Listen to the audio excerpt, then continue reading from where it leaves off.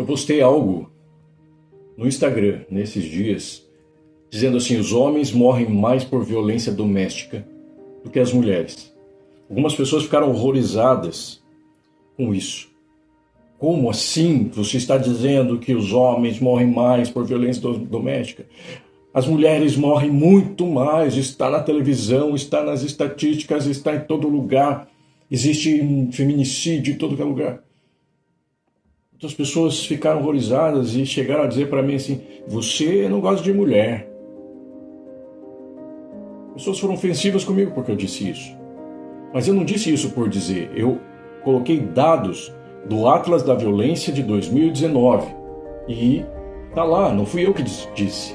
Lá diz assim, que em 2017, 60.222 homens foram assassinados. 5.379 mulheres foram assassinadas. Então é um número muito mais expressivo de homens mortos de forma geral, em todos os contextos da sociedade, do que as mulheres. Só que, destes 60 mil homens que morreram, 15,9% foi dentro do domicílio, ou seja, em violência através de violência doméstica. E isso dá um total de 9.575 homens. No caso das mulheres, dessas 5.379 mulheres, 38,9% foi em contexto domiciliar. Só que esse número é 2.092 mulheres. Daí a impressão que dá é uns 40% aproximadamente de mulheres morrem no contexto doméstico.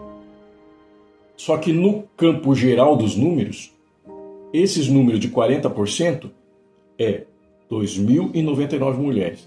E os 15% dos homens é 9.775. Ou seja, há mais homens que morrem dentro do contexto domiciliar do que as mulheres. Os homens morrem mais em todos os contextos, fora de casa e dentro de casa, segundo o Atlas da Violência 2019. Só que existe uma questão: em 2025, o Atlas da Violência 2025 não traz esses dados.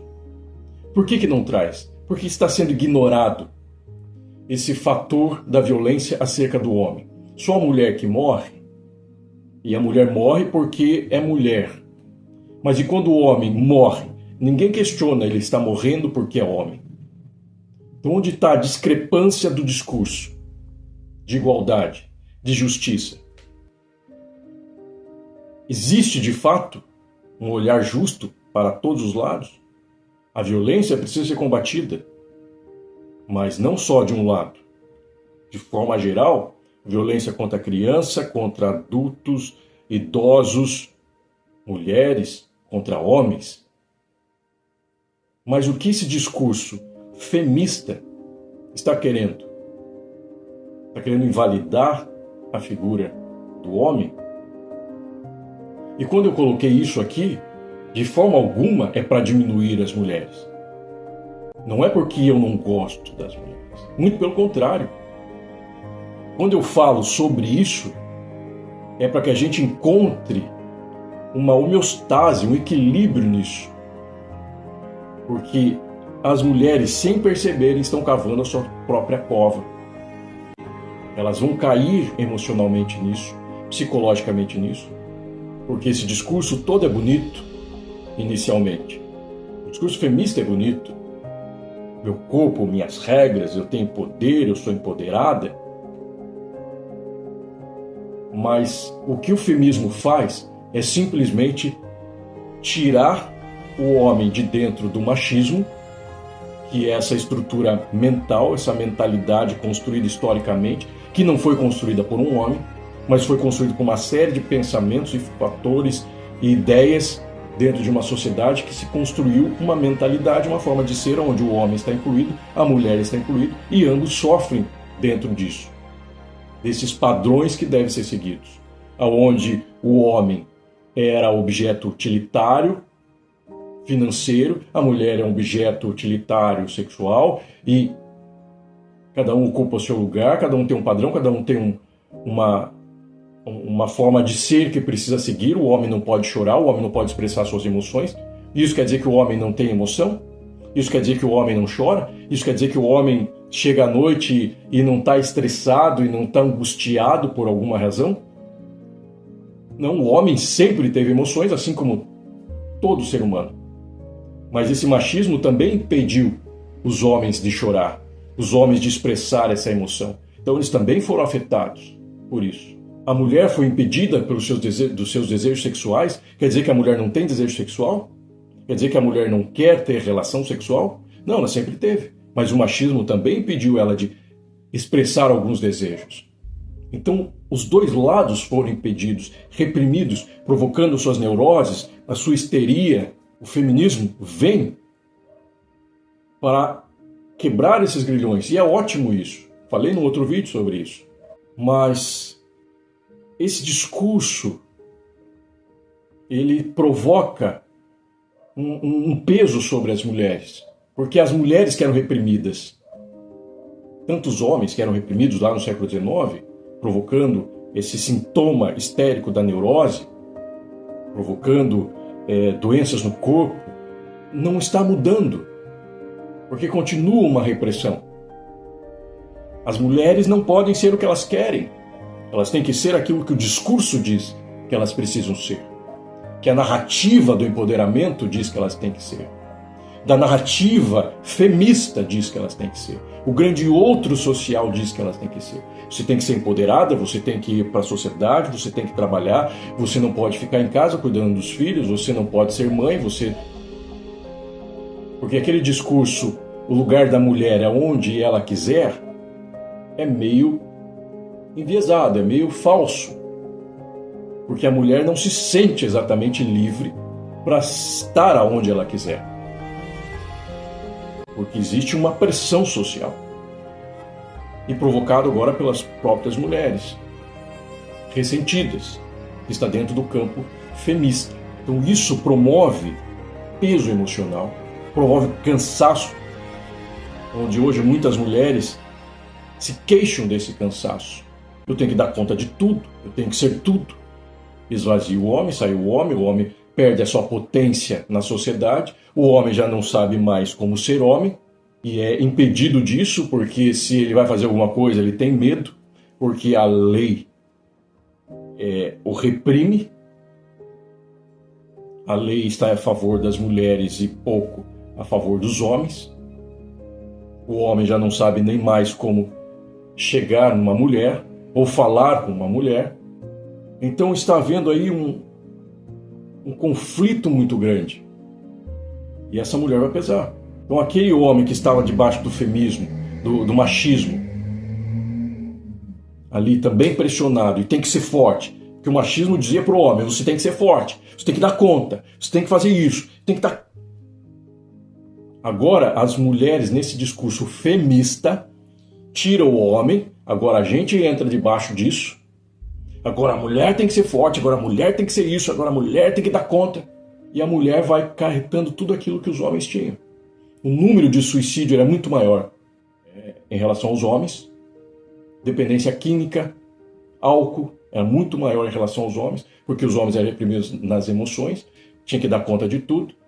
Tinha por consequência esses sintomas, suicídio, dependência química, álcool. Mas agora, se as mulheres entrarem nisso, é elas que vão tomar esses lugares. É preciso o equilíbrio. Sair dos enganos desse discurso femista. E se deseja, volte para o discurso feminista, que não tem nada a ver com esse feminismo. E se a gente voltar para essas ideias de igualdade, não igualdade física, não igualdade corporal, não igualdade no âmbito familiar, não. Porque essa não era a base do feminismo também.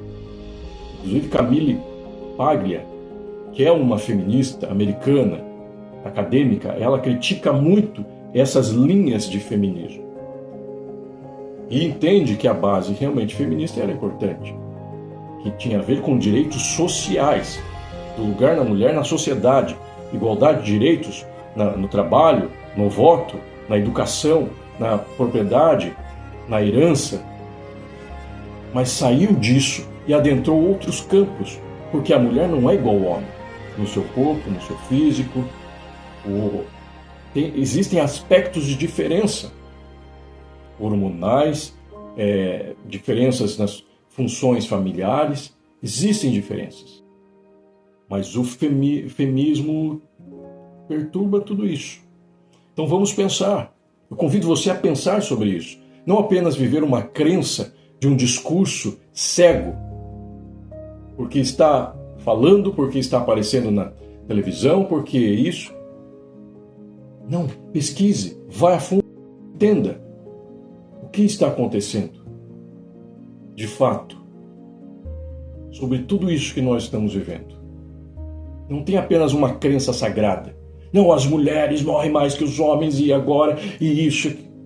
Não utilize esse atalho mental da heurística da representatividade, heurística da disponibilidade, o viés da confirmação.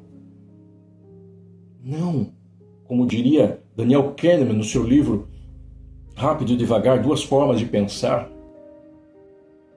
O cérebro trabalha em duas fases, uma consciente, a outra inconsciente, uma que quer preservar a energia, a lei do menor esforço, que é esse campo inconsciente, automático, que as pessoas pegam as informações sem pensar, simplesmente porque está sendo falado. Então isso é uma verdade, que nem antigamente que se dizia assim, tocou na rádio, apareceu na rádio, então é verdade. Apareceu na televisão é verdade, apareceu na internet é verdade. Está falando, não é porque todo mundo está falando que é uma verdade. Isso é um sofisma, portanto ser falado se torna uma verdade. Mas repense, não deixe apenas essa crença como sagrada, que impede de você questionar, inclusive o nosso cérebro, quando você tem uma informação sagrada, uma crença sagrada, o teu cérebro não consegue processar um questionamento. Se eu falar que nem muitas pessoas aqui responderam um post que eu coloquei, os homens morrem mais por violência doméstica, com os dados ali, muitos não pensaram, não questionaram, não foram lá no Atlas da Violência para pesquisar. Simplesmente por ter uma crença que ouviram aí durante anos na mídia e sendo falada, pela essa heurística, esse viés da disponibilidade. Tem uma informação disponível aí, eles já pegam aquilo, já lê aquilo e dizem, isso é mentira. Você está falando uma coisa errada. Sem pesquisar, sem pensar. Porque existe uma crença sagrada que não consegue, não permite ver outros lados. Então vamos pensar.